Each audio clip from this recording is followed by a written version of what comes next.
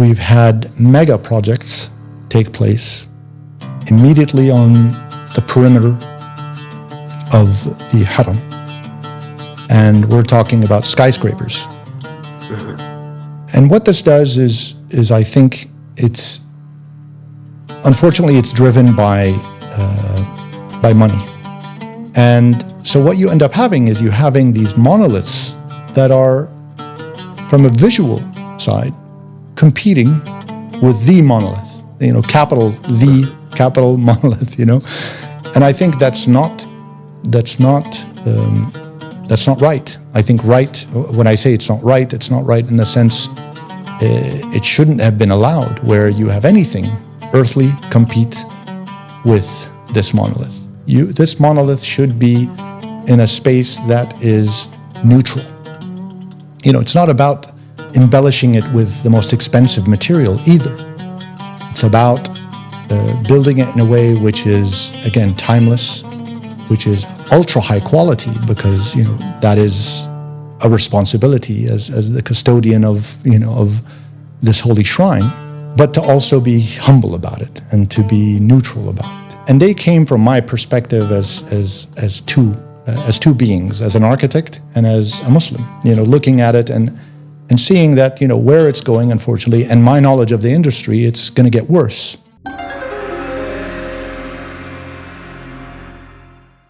There is a reorientation in the Middle East right now, future-centric. We have major projects, NEOM, for example.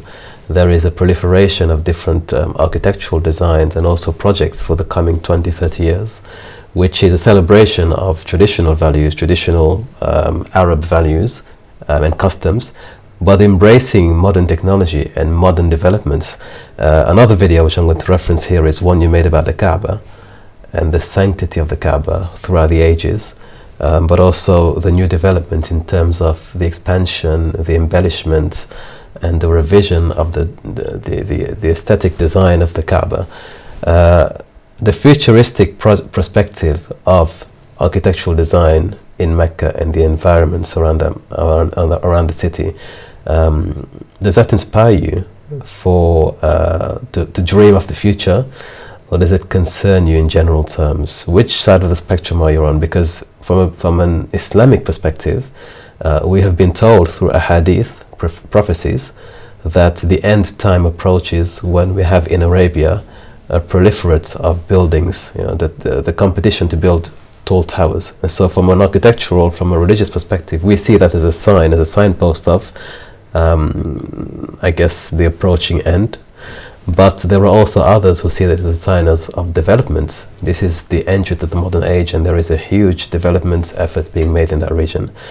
How do you perceive this from your perspective, and what are your insights in that regard?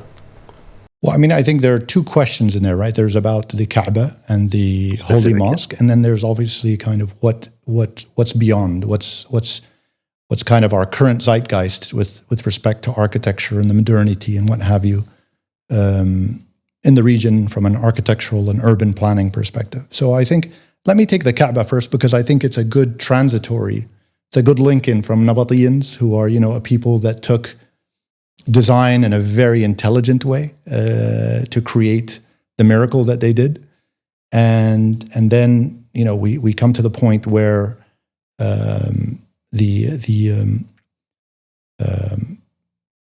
the establishment of the faith and Makkah as being the center of that faith, and the various iterations that took place with the changing of the guard or the custodianship of Makkah, right? And I think my position on the architecture of that has an element of faith associated with it is very specific. This is my own personal opinion, but this place, Makkah, is not linked to time. It is eternal until it's not eternal anymore, in the sense that we have arrived at the end of days, right? And hence, being something that is eternal should not should not be confronted with anything that opposes it. So when I say opposes it, I mean on several levels. So one is with regard to reverence, khushu'. So if you know the concept of khushu', where you as a Muslim, when you arrive to Makkah and you proceed from outside the haram, the mosque, and into the haram, you walk through that forest of columns, and that light, that brightness opens up, and you see this contrast, this very beautiful white disc that is encompassing this black monolith. That is a moment of khushu', of reverence, where you feel humbled, you feel this kind of energy emanate through you. And I think that's an experience every Muslim should feel. Now, up to probably the late 20th century, I think most Muslims would feel that unquestioned. Why? Because the buildings that were around the mosque were of mid-height. We're talking about 6 to 8 stories. So from a perspective, from your position within the haram, the mosque, you wouldn't be able to really read those buildings. Now, since then, we've had mega projects take place immediately on the perimeter of the haram. And we're talking about skyscrapers. Mm-hmm. And what this does is I think unfortunately it's driven by money, by creating wealth. Ultimately, Hajj and Umrah. Monetization. Yes, exactly. It's a translation of this holy rite, this fifth or this pillar of Islam into prosperity, into earthly prosperity, if that makes sense. And so what you end up having is you having these monoliths that are, from a visual side, competing with the monolith, capital monolith, And I think that's not right. I think right, when I say it's not right in the sense it shouldn't have been allowed, where you have anything earthly compete with this monolith. This monolith should be in a space that is neutral. Neutral in terms of the masses and the massing that is around it. That's number one. And I take you to the second point, neutral stylistically. Because it is an eternal element, it should not follow the design style of this, of Sinan, the Ottoman architect, master architect that came and, and their styles and whatnot. Okay, it's beautiful, but it's not about beauty. It's about becoming invisible. It's about neutrality. It's about being a backdrop for this beautiful monolith, It's about neutrality where you're not caught up with detail. Your mind should be focused. It should be focused on your benedictions, on your prayers, on whatever you are actually practicing in that moment of time. And what styles do is they start to complicate things aesthetically. They start to confuse people, where you have, you go from one part of the haram and there's a certain style, another part of the haram is another style, and it's it's not about embellishing it with the most expensive material either. It's about building it in a way which is, again, timeless, which is ultra high quality, because that is a responsibility as the custodian of this holy shrine, but to also be humble about it and to be neutral about it. And so those are my two commentaries, and they came from my perspective as two beings, as an architect and as a Muslim, looking at it and seeing that, where it's going, unfortunately, and my knowledge of the industry, it's going to get worse. So for example, right now, this is actually maybe I didn't mention this, but this topic is an art exhibition I did, where I actually painted paintings that talk about this architectural. It was called Without Style, so that was the name of the exhibition, and it kind of predicted what's happening today, where you have different platforms to view the Kaaba, and it's this kind of, you see it in the CGIs. Let's say if you watch any movie where it's the Colosseum back in the heyday, where you have thousands of crowds that are screaming and looking down on this very small disc that's off in the distance. It's like so far away, and they're looking at that event that's taking place, whether it is gladiators or what have you, and that's kind of the imagery that will eventually take place, because you're just going to have this continuous building that's taking place. And I think we just have to be careful, because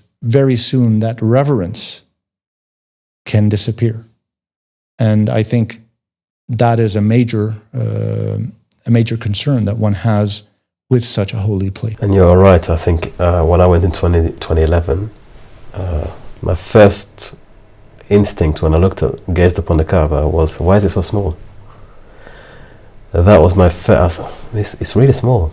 Yeah, but that was because in the background, in the backdrop, you had a mega tower, right? So in terms of perspectives, it's automatically skewed, isn't it? Because you're looking at monolithic monuments, but literally behind the Kaaba. And as you're looking at the Kaaba, the perspective changes immediately. It becomes small, it becomes little, diminutive.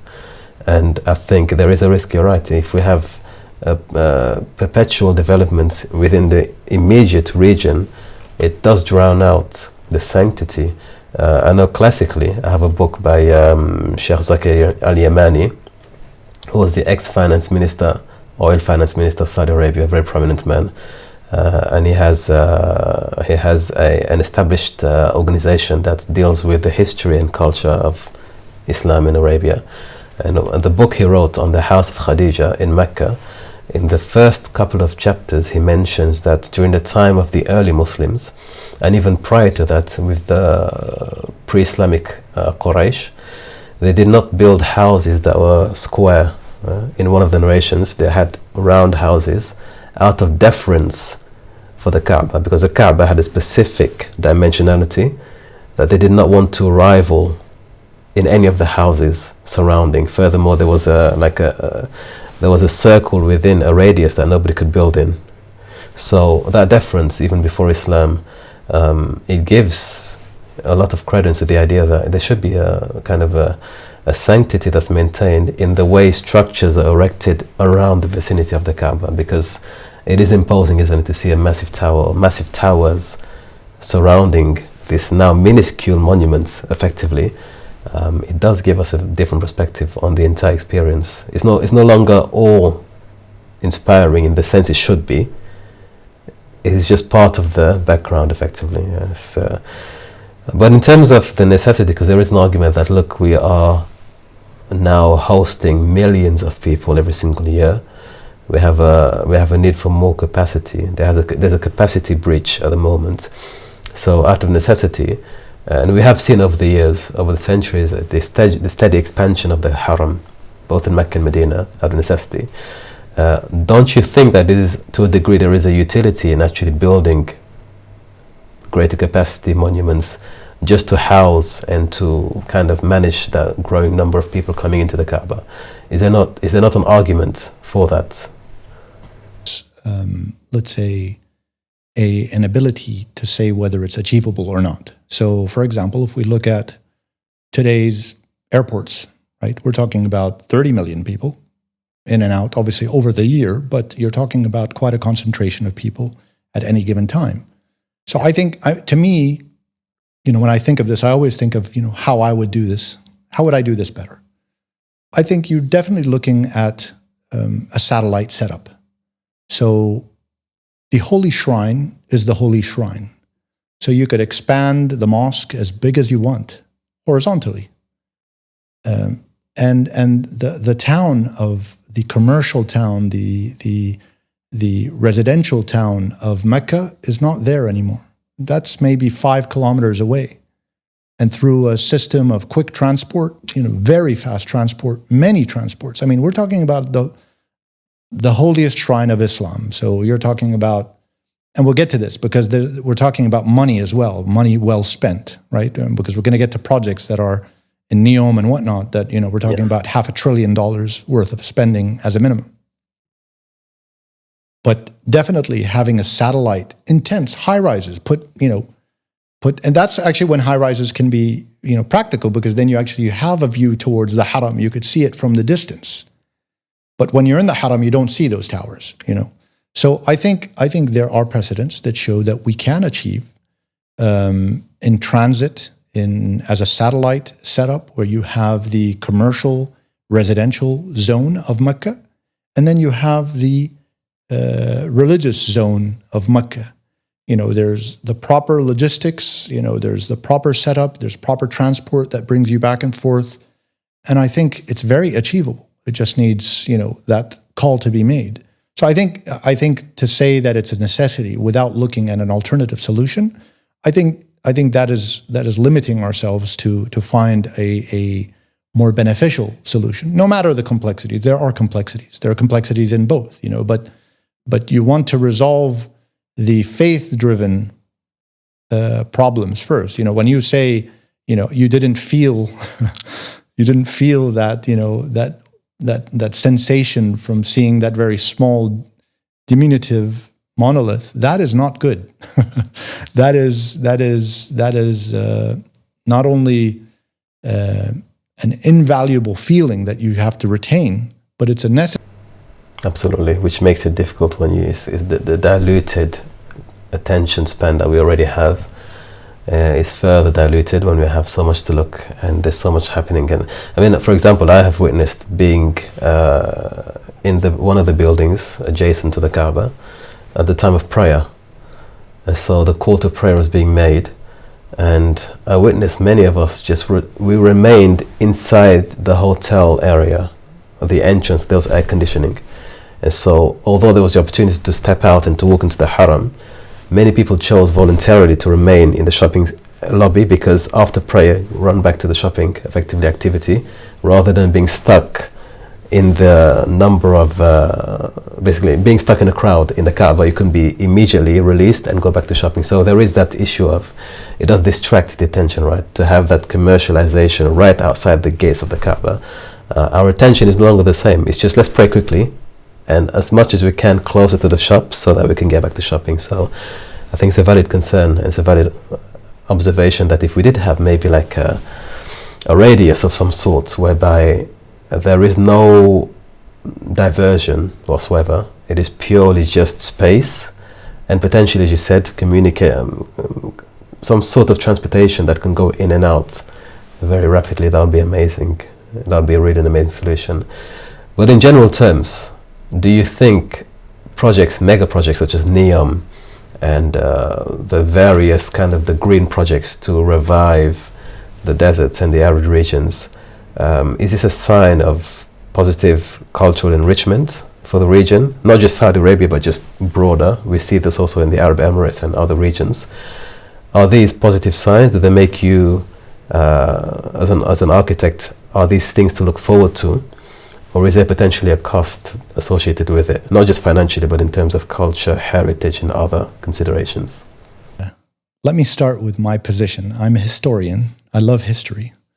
So that's going to already set a certain bias to this discussion. I mean, I think if you look at our past, and I'm not talking about Arabs, I'm talking about humanity. When we decided to become sedentary, we decided to become sedentary in a specific place, for a certain reason. And that reason was either resources, whether we, stayed by a river or stayed by, a beach, or a port or what have you. Those are decisions that were based on need, some type of need. And I think that is how I look at things typically, especially from when I look at all these projects, as you mentioned, these mega projects that are taking place left, right, and center, in Saudi Arabia and the UAE, some projects in Egypt, for example, the new capital city, Cairo, is happening. And billions and billions, between those three, at least $1 trillion of expenditure. And my question is why? Why we have cities today? Why have those cities achieved their full, let's say, evolution? Are they done, or are we not looking at revitalizing or expanding those cities because they're problematic and we want, a clean slate? So that's a question to be asked. And then going back to my first point, why, NEOM, for example. Let's look at the line, for example. That's one of the projects of NEOM. Why is it there? Do we know why that specific route or that line was chosen? Does it? I'm sure it signifies something. I don't know what it signifies, but I'm sure it signifies something. But as I mentioned about the Nabateans, the choice of cities that they took was to follow the route, the spice route, the frankincense, the incense that was critical for religious ceremonies and whatnot. What does the line actually do? The beginning and an end of a line are the most important elements because they drive like a magnet. They're like the polarities, they push you back and forth. So at the end, let's say you walk all the way down to the end of NEOM, theoretically. What's at the end? You know what I mean? Is it just the end? Okay, now I have to turn back, or what is? So cities don't really work like that, if that makes sense. That's number one. And the reason why I started with, we choose places because of something specific. And what happens is a long time, we start to establish connection to that place with time. Generationally, we start to establish, belonging. We start to establish memory with it. And I think, in projects where, let's say they finish in 10 years, all of a sudden it wasn't there and then it's there, that element doesn't exist. That sense of belonging doesn't exist to those spaces because the people that were building those don't live there anymore. They've left, right? So all of a sudden you have this new population that doesn't have a belonging. That's why, for example, I lived in Dubai for a while, and for example, there's a big part of the population that feel they're transitory. Even though that's where they live for decades, they feel transitory because there's not that sense of connection associated with it because the city is new. It's very new. A big part of the city is new. Let me correct that. So I think that's a struggle when you have cities that come out of nowhere and there's no sense of belonging and there's no organic growth. Part of organic growth is shifting your strategy. So if you have a bad strategy, you say, "Oh, this isn't working. Let's shift it along the next 5 decades or 3 decades as a government or as a council, whatever setup you have. You say, okay, this isn't working so well. Let's shift it to that degree, right? But then when you establish it in 10 years and it's done, the errors that are done are done. What do you do then? What do you do if there's a fundamental element of the line that is a critical flaw? What do you do? A city can change that, can still operate because it's built on experience of those living there, of those operating it, of those, managing it. So, and that's where I'm not saying it won't succeed, I'm saying there's risk associated with it. When you have something that doesn't follow a cycle of organic growth and is just kind of forced into being out of nothingness, then I think you're taking on board significant risks. It's almost like a patient being given an organ from a different system, a different person.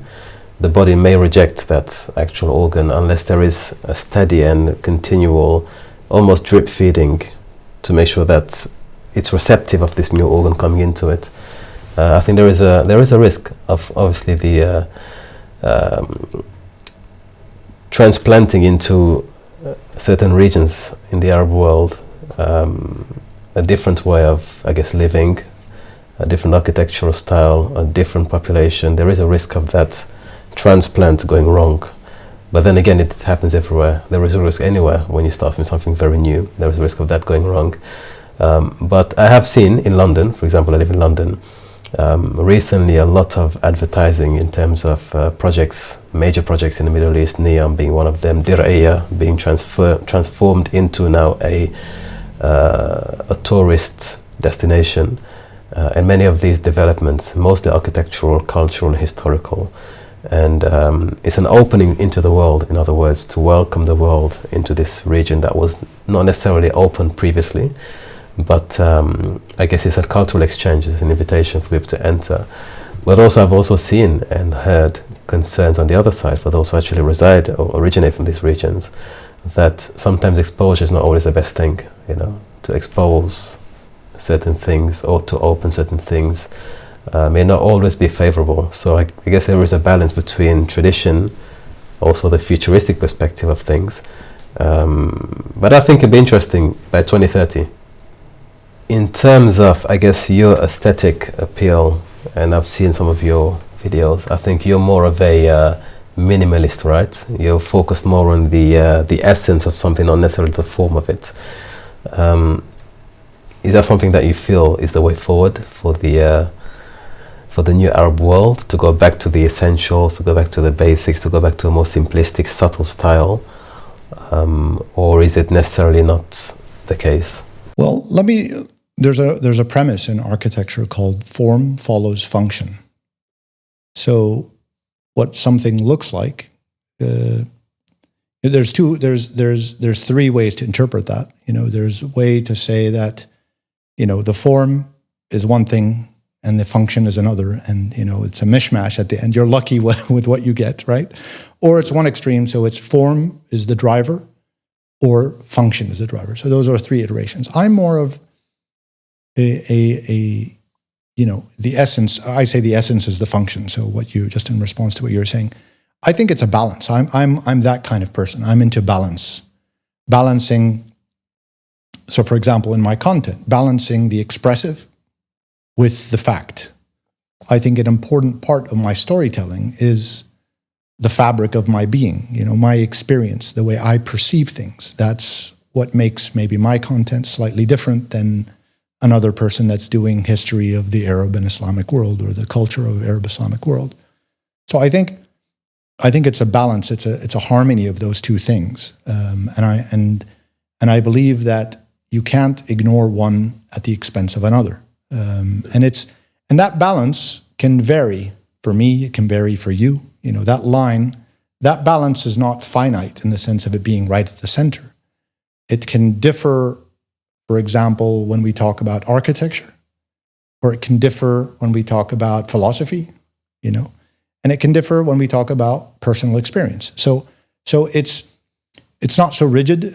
So my system is not so rigid. Let me put it that way. It's an undulation depending on what we're talking about in that middle somewhere. The balance approach, which is the Islamic approach, ultimately speaking. Well, tell us a bit more as we conclude now. It's been a very enlightening discussion. I've enjoyed a lot of the expression and themes that have been covered today.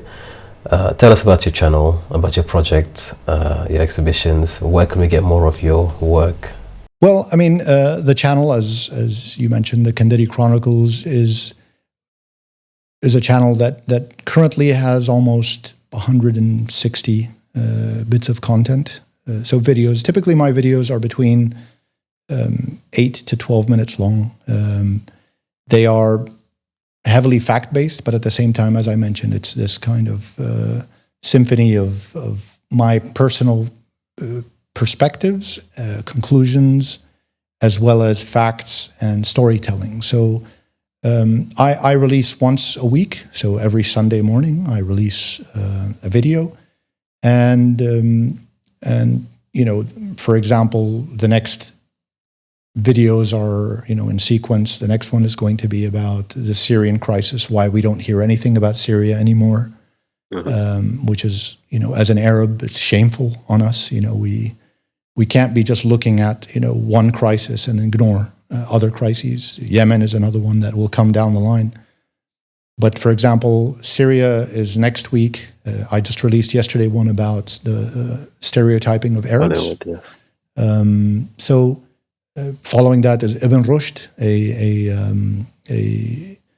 a bit of content. Again, Ibn Rushd is interesting because a lot of, for example, a lot of Islamic philosophers that were discredited or let's say abolished by let's say the victors, the jurist victors at the time, looking at it now in modernity, have actually come back. And it's amazing seeing their foresight back then and how to interpret and how to allow for interpretation through their philosophy and their ideas and their treatises. So that's another video coming up. The one after that is one of the elements I also do once a month is I do a video about the Palestinian crisis. Now, the Palestinian crisis, I don't mean about just now. I mean mainly about revealing the truth about the Zionist narrative. So when I talk about Zionist, I mean this political movement that at any costs and by any means is to suppress, colonialize, occupy another people's land. So that's kind of the variance of subject matter that's out there. It's, you know, one of the things I pride myself also is engaging with my viewers. I'm very active in commentaries, and that's one of the really enjoyable parts, is having these side discussions with my subscribers and viewers where they actually share substantial knowledge. And I think that's one of the things that I've really come to appreciate about the YouTube platform, is that it allows for people to share knowledge. And that's what I'm in this for at the end of the day, is to share what I have as knowledge into a collective pool of knowledge that, you know, should only grow. And we shouldn't be too protective of what we know or what, you know, we think we know, and share it, because you never know. I've been educated by a lot of my subscribers through commentary, through them sharing materials with me, and now more recently, you know, through collaborations with yourself. I'm doing another collaboration with other YouTubers very soon as well, podcasters. So I'm looking to broaden the ability to share with others, to produce content. And I think, you know, if the last thing I want to say, I think today in the Arab world, we are struggling with an overwhelming quantity of Western content that tells us about the world.